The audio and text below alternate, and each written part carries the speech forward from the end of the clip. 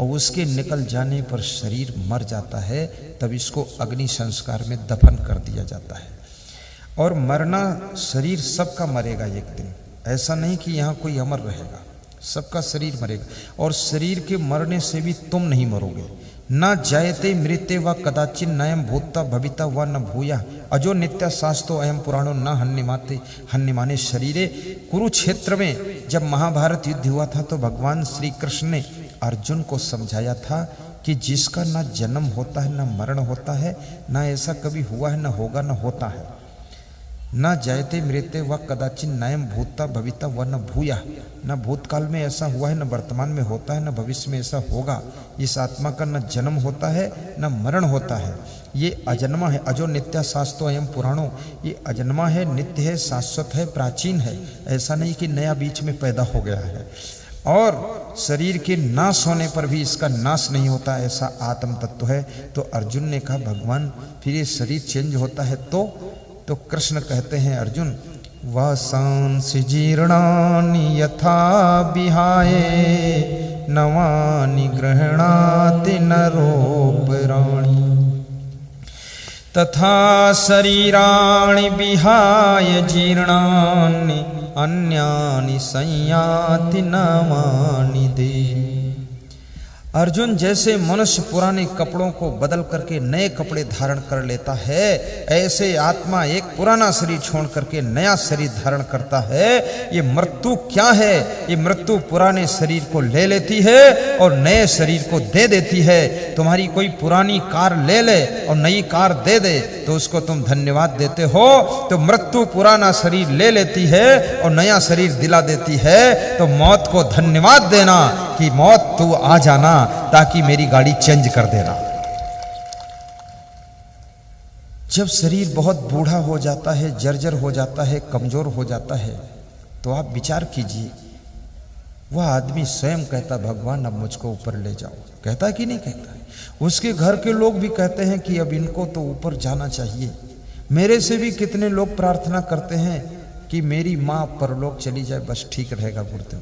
मैंने कहा माँ को मारने की बात कह रहे हो मुझसे, मैं क्यों मरवाऊं? मेरे से क्यों कह रहे हो? बोले तुम्हारा भगवान से डायरेक्ट संबंध है तो बोल दो भगवान को। मैंने कहा भगवान कोई को फालतू थोड़े मारता है, पहले ही जब मौत होगी मर जाएगी। अरे बोले थोड़ी मदद कर दो तो भगवान जल्दी भी कर देगा। अब इतना घर के लोग भी परेशान हो गए हैं, पड़े पड़े सड़े सड़े दुख। और जिसका शरीर है वो भी हैरान है कि अब मरूं, अब मरूं, कब मरूं, तब मरूं, जब मरूं, लेकिन मरूं, जल्दी मरूं। वो भी जीना नहीं चाहता है। क्यों? क्योंकि शरीर जर्जर हो गया। इसलिए मौत तुम्हारे शरीर को चेंज करती है और चेंज करके नया शरीर देती है। मौत से कभी घबराना मत, लेकिन जानबूझकर मरना मत, आत्महत्या करना मत, कभी दुखी होकर के भी मरने की कोशिश मत कीजिए। क्योंकि बड़े भाग्य मानुष तन पावा, सुर दुर्लभ सद ग्रंथन गावा। बड़े भाग्य से मनुष्य का शरीर मिला है। पुनर्वित्तम पुनर्मित्रम पुनर्भार्या पुनर्मही एतत् सर्वम पुनर्लभ्यम न शरीरम पुनः पुनः। आपका धन खो जाए फिर मिल जाएगा, मित्र छूट जाए तो फिर मान जाएंगे, पत्नी रूठ जाए तो मना ली जाएगी, फिर आ जाएगी, जमीन कोई छीन ले तो नई खरीद लोगे। लेकिन मनुष्य का शरीर एक बार अगर हाथ से चला गया तो ये बारंबार नहीं मिलता है। इसलिए मनुष्य जीवन पाकर आत्महत्या कभी नहीं करना चाहिए। बड़े भाग्य मानुष तन पावा, सुर दुर्लभ सद ग्रंथन गावा। सब गाइए, 3 बार गाइए। बड़े भाग्य मानुष तन पावा, सुर दुर्लभ सद ग्रंथन गावा। भाग्य मानुष तन पावा, सुर दुर्लभ सद ग्रंथन गावा। भगवान श्री राम जब 14 वर्ष का वनवास पूर्ण करके अयोध्या को वापस लौट कर आए तो पूर्ववासियों की बहुत बड़ी सभा उन्होंने किया। उस सभा में उन्होंने यही सुनाया था कि बड़े भाग्य मानुष तन पावा। बहुत बड़ी बात कहा। भगवान राम ने जंगल की समस्याएं और जंगल का युद्ध और जो वनवास में कष्ट हुए कोई चर्चा नहीं की। याद रखना, किसी से मिलो तो अपने दुख की चर्चा और बहादुरी की चर्चा मत करो, सार सार बात सुनाइए, कल्याण की चर्चा कीजिए। भगवान राम ने जंगल से वापस आने के बाद पूर्ववासियों को यही सुनाया कि अपना कल्याण कीजिए, ये मनुष्य जीवन बड़े सौभाग्य से मिला है। भगवान राम बहुत बड़े वक्ता थे, ज्ञानी थे, विद्वान थे, महान थे, बहादुर थे, पराक्रमी थे और बुद्धिमान थे, साधारण नहीं थे, वे गुणों के गुलदस्ता थे। ऐसे कोई थोड़े भगवान बन जाता है, भगवान वही बनता है जिसके अंदर सब गुण होते हैं और गुण एक भी नहीं होता है, वो भगवान की डिग्री पाता है। बड़े भाग्य मानुष तन पावा, सुर दुर्लभ सद्ग्रंथन गावा। संत कबीर कहते हैं, मानुष जन्म दुर्लभ, मिले न दूजी बार, पक्का फल जो गिर परा, बहुरी न लागई नार। मानुष जन्म पाई के, चूके अब की घात, जाए परे भव चक्र में, सहे घनेरी लाते। मनुष्य जीवन की महिमा हर शास्त्र में गाई गई है। तुम सौभाग्यशाली हो जो आपको मनुष्य का जीवन मिला और आप बड़े प्रेम से जी रहे हो, सत्संग भी सुनते हो।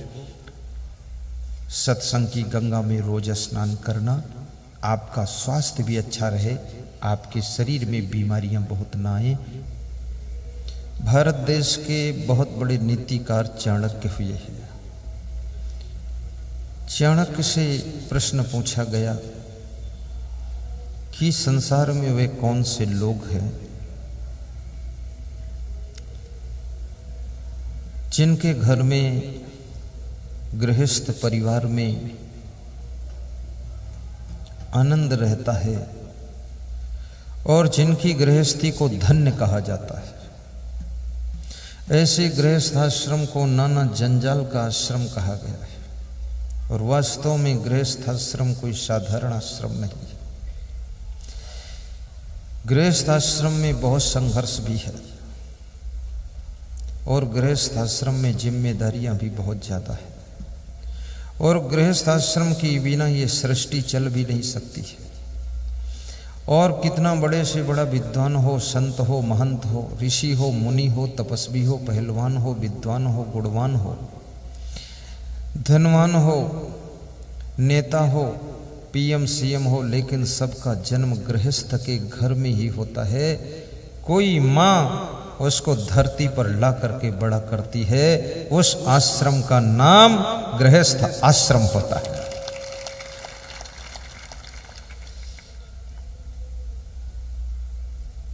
गृहस्थ आश्रम वह आश्रम है जहां कौशल्या ने राम को, देवकी ने भगवान श्री कृष्ण को,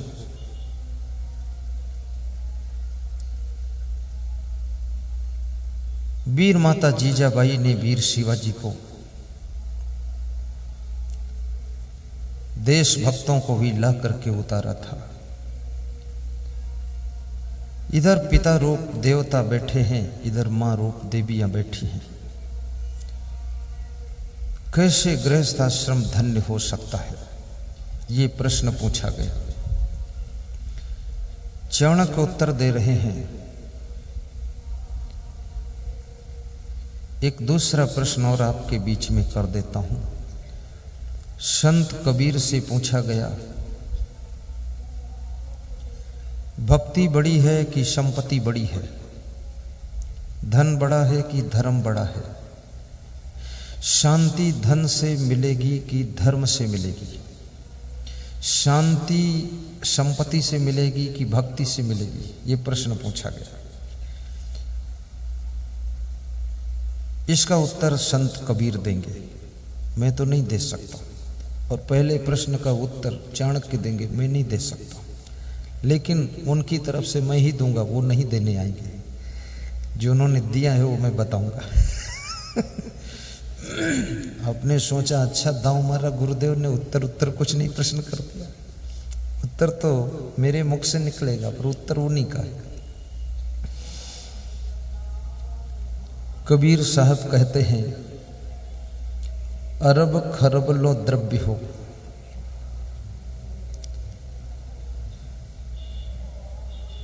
उदय अस्त लो राज, भक्ति महात्म ना तुले ये सब कौने काज। मनुष्य के पास में अरबों खरबों धन हो जाए, धन होना बुरा नहीं है, धनवान होना गुनाह नहीं है, धनवान होने का अभिमान होना गुनाह करा देता है। कार में चलना अपराध नहीं है, लेकिन अहंकार में चलना अपराध कराता है। कार में बैठो अच्छी बात है, पर अहंकार से तो उतर जाओ। हमारे गुरुजी कहते हैं कि अहंकार की कार से उतर जाओ, विनम्रता के विमान पर बैठ जाओ, तो मोक्ष की मंजिल दूर नहीं है। एक्सीडेंट कार का तब होता है जब कार में बैठे ड्राइवर के अंदर अहंकार होता है, या कार मालिक को अहंकार होता है, तो कार ऐसे चलाता है, बहुत जोश में चलाता है, तो एक्सीडेंट हो जाता है। याद रखना भाइयों बहनों, अच्छी से अच्छी कार में चलना, लेकिन अहंकार में तो पैदल भी चलना खतरनाक है। क्योंकि अहंकार दुर्योधन को आया, कौरवों का विनाश कर दिया। अहंकार रावण को आया, 1 लाख पोत 1.25 लाख नातियों का विनाश किया। अहंकार कंस को आया, पूरी मथुरा नगरी को तहस नहस किया। और अहंकार जिसको आता है उससे जुड़े हुए लोगों का भी विनाश कर देता है। इसलिए मैं निवेदन करूंगा, अहंकार को त्याग करना और विनम्रता को धारण करना। और अहंकार भी बड़ा विचित्र विचित्र होता है। मैंने सुना है कोई एक भिखारी किसी के द्वार पर भीख मांगने गया। हिंदुस्तान में भिखारियों का दर्शन होता है। मैं कई विदेश के प्रवचनों में गया तो वहाँ कोई भिखारी नहीं मिला, लेकिन ये भारत देश की महिमा है कि यहाँ हर शहर में भिखारी का दर्शन होता है। जो हमारा देश सोने की चिड़िया कहा जाता है, वहाँ भिखारी लोग रह रहे हैं। सोचो, ये सोने की चिड़िया वाले देश में भिखमंगा घूम रहे हैं। और अभी मुझे एक मंत्री जी मिले, मिनिस्टर, तो कह रहे थे कि हमारे पूर्वजों ने गलती किया कि इस देश को सोने की चिड़िया कहा, ये गलती हो गई, इसलिए सोने की चिड़िया की गर्दन ऐंठ कर सब ले गए। अगर कहा होता ये भारत देश सोने का शेर है, तो शेर से लड़ने के लिए कोई खड़ा ही नहीं होता। ये चिड़िया नहीं, मेरा देश शेर है। ऐसा वो नेताजी कह रहे थे। बोले मैं भी प्रोग्राम लेने आया हूँ। वो गौ सेवा आयोग के अध्यक्ष उपाध्यक्ष हैं, नाम है संतोष जोशी, सुसनेर तरफ के हैं। कह रहे थे हम भी करवाएंगे प्रोग्राम, बहुत दिनों से आपका नाम सुना हूँ। मैंने कहा नाम भी सुन लो, ज्ञान भी सुन लो। तो ज्ञान तो खैर नहीं सुना, आधा घंटा अपने ज्ञान हमको सुनाया। कुछ लोग हमको भी सुना जाते हैं, और हमारी किस्मत अच्छी है, हम अपने स्थान पर ही ज्ञान उनका सुन लेते हैं, प्राप्त कर लेते हैं। और ज्ञान सुनना बहुत बड़ी कला है, सुनाना छोटी कला है, सुनना बड़ी कला है। और जो एक अच्छा श्रोता बन सकता है, वो एक दिन अच्छा वक्ता भी बन सकता है। श्रोता बनना कठिन है, वक्ता बनना सरल है, लेकिन अच्छा वक्ता बनने के लिए अच्छा श्रोता होना जरूरी है। ध्यान लगाकर सुना करो। मैं माताओं बहनों से भी कहूँगा, प्रवचन ध्यान से सुना करो, और उसके बाद वो प्रवचन दूसरी महिलाओं को भी सुनाया करो। थोड़ा थोड़ा उनको सुना दिया करो। पुरुषों से किसी को नहीं तो अपने पति को भी सुनाया करो प्रवचन। लेकिन पति लोग सुनते नहीं हैं। बहुत सी स्त्रियों की शिकायत है कि हमारी बात हमारे पति जी सुनते नहीं हैं। तो हमने कहा बहरे हैं क्या? बोले बहरे नहीं हैं, सब मोहल्ले भर की सुनते हैं, तो मेरी बात नहीं सुनते हैं। तो तुम्हारी बात क्या सुनने जैसी नहीं है? बोले सुनने जैसी है, पर पता नहीं क्या उनका दिमाग गर्म रहता है। अपनी वाइफ से भी दिमाग गर्म मत करो। तुम अपनी पत्नी की बात को 5 मिनट ध्यान से सुन लोगे तो पूरे घर की जवाबदारी ढंग से संभालेगी। खाली 5 मिनट श्रोता बन जाया करो। चतुराई सिखा रहा हूँ तुमको। और कभी कभी ये भी कह दिया करो कि तुम जैसी पत्नी मेरी न होती तो ये घर सब बिगड़ जाता। तुमने इसको संभाल लिया, मेरी जिंदगी को भी संभाल लिया। फिर देखो अपनी पत्नी की चाल बिल्कुल मारुति कार की तरह दौड़ेगी।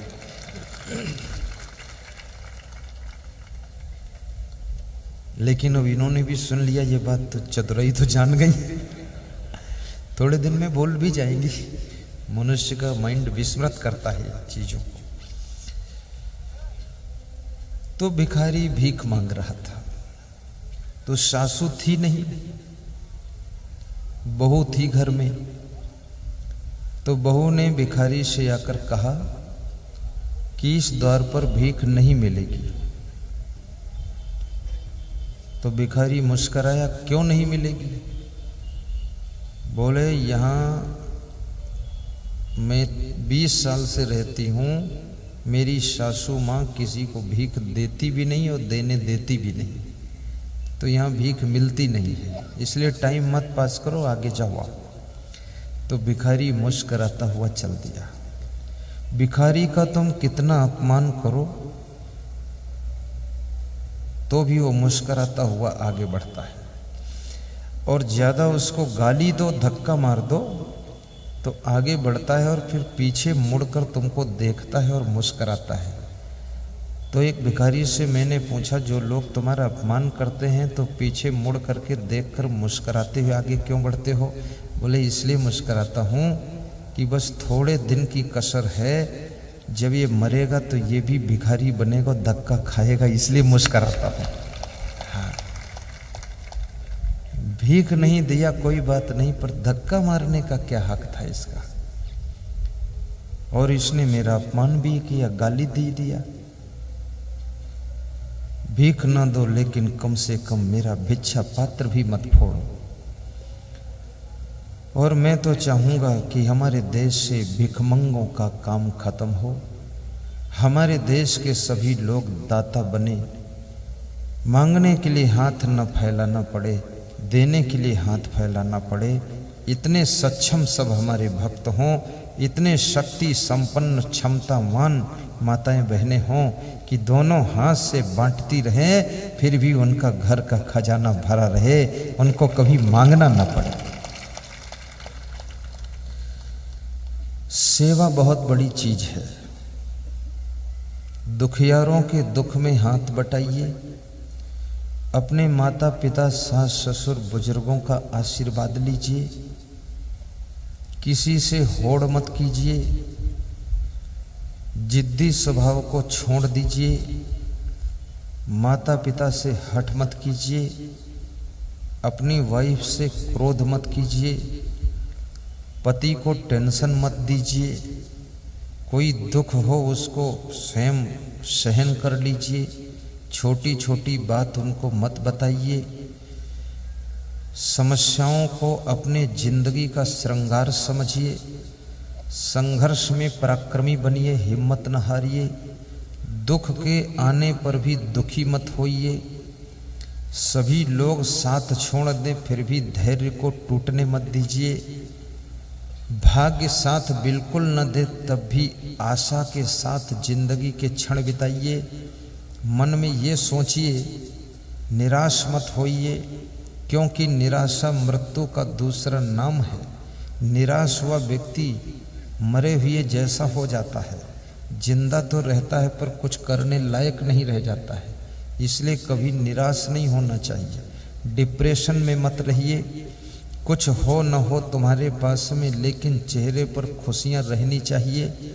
लोग देखे तो उनको लगना चाहिए कि बड़ा संपन्न आदमी है, ये बड़ा आनंद में रहता है। खिचड़ी खाओ लेकिन कोई पूछे क्या खाए हो तो बोलो माल छक कर आया हूँ, खीर पूड़ी हलवा छकता हूँ। किसी से अपना रोना मत रोइए, हाय हाय मत कीजिए।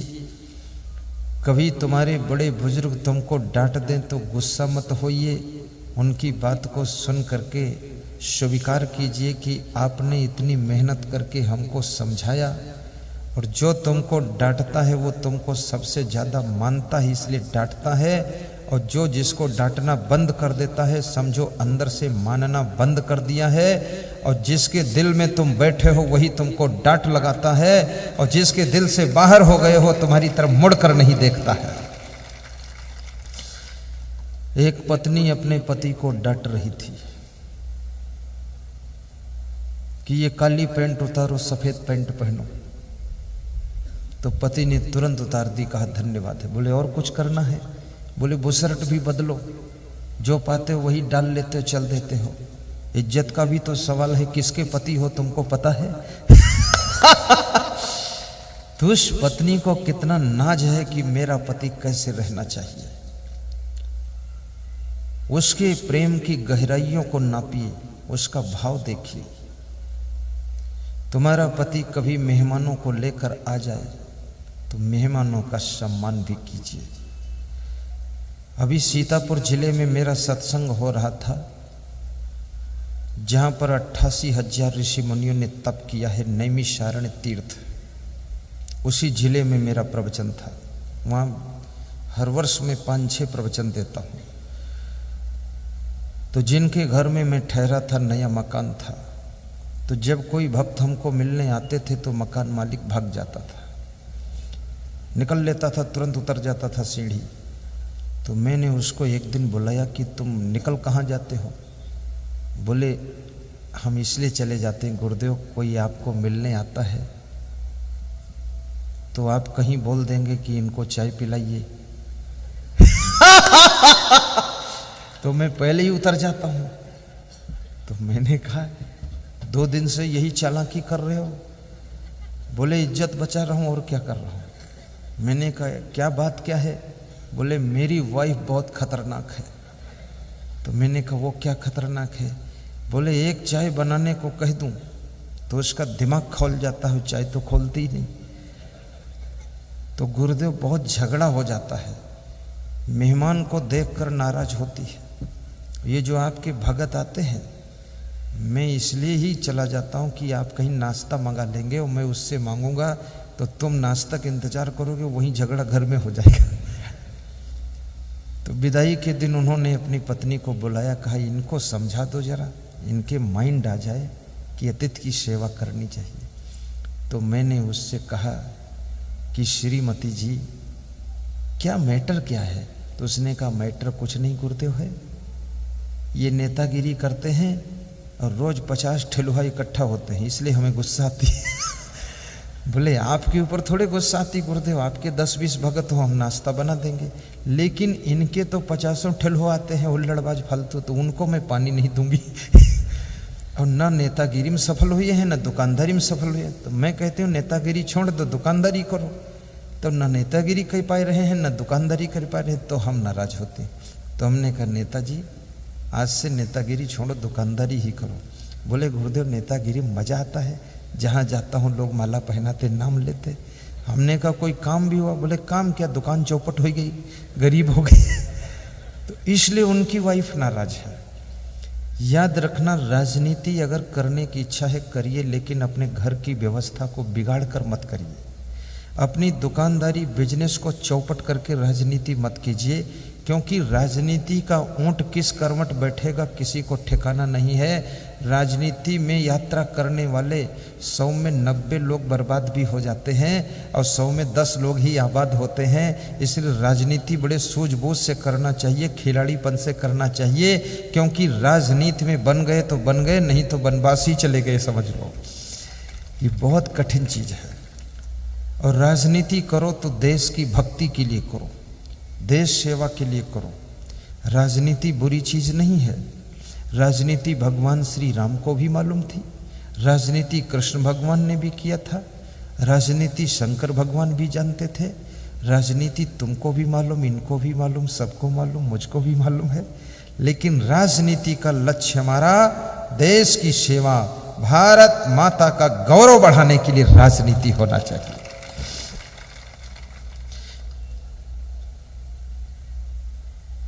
तो उस भिखारी को अपमान करके मना कर दिया बहू ने। भिखारी मुस्कुराता हुआ जा रहा है। भिखारी को अपमान की चोट नहीं लगती है। और श्री कृष्ण कहते हैं जिसको मान और अपमान दुखा नहीं सकते हैं, जिसके अंदर सम्मान की भूख नहीं है और अपमान की चोट नहीं है और अभिमान की जगह नहीं है, उसको श्री कृष्ण ने कहा है वो मेरा भक्त मुझको सबसे अधिक प्रिय होता है, जो कि निंदा स्तुति में भी नहीं भूलता है, मान अपमान में भी नहीं भूलता है, जिसकी भक्ति को कोई डिगा नहीं सकता है, उस भक्त का ध्यान मैं भी करता हूँ और उससे प्रेम मैं करता हूँ। ऐसा श्री कृष्ण ने कहा है। मानापमानियो तुल्य तुल्य मित्रारि पच्छयो सर्वारंभ परित्यागी गुणातीता सा उच्चते। श्रीमद् भगवत गीता का श्लोक है। जिसको सम्मान की भूख नहीं है उसका अपमान करना भी बहुत कठिन है, क्योंकि जब सम्मान वो चाहता ही नहीं तो अपमान करोगे कैसे। और जिसके अंदर अभिमान नहीं है उस व्यक्ति को अपमान दे करके दुखाया नहीं जा सकता है, क्योंकि जब किसी का अपमान होता है तो उसके भीतर बैठे हुए अभिमान को चोट लगती है, अभिमान सह नहीं पाता है। और जिसने अभिमान को अलविदा कर दिया है तो कहीं अपमान भी होता है तो घायल नहीं होता है। और याद रखना, कहीं अपमान हो जाए तो उसे किसी से कहना मत, और कहीं तुम्हारा सम्मान हो तो उसका भी प्रचार करना मत, नहीं तो लोगों को ईर्ष्या बढ़ेगी।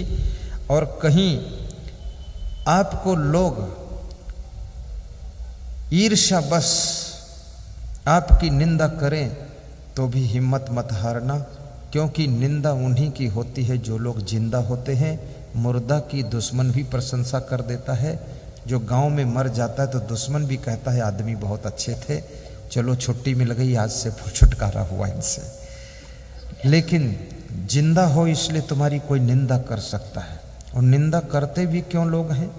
निंदा इसलिए करते हैं कि तुमने जिस ऊंचाई को छू लिया है उस ऊंचाई को वो भी छूना चाहते थे, वे उस ऊंचाई पर तक नहीं पहुंच सके और तुम पहुंच गए, इसलिए वे तुम्हारी निंदा करते हैं। नीति शास्त्र में लिखा है, दहिमाना सुतीव्रेण नीचा पर यशोग्नि नतः असक्तास तत्पदम गंतुम ततो निंदाम प्रकुर्वते है।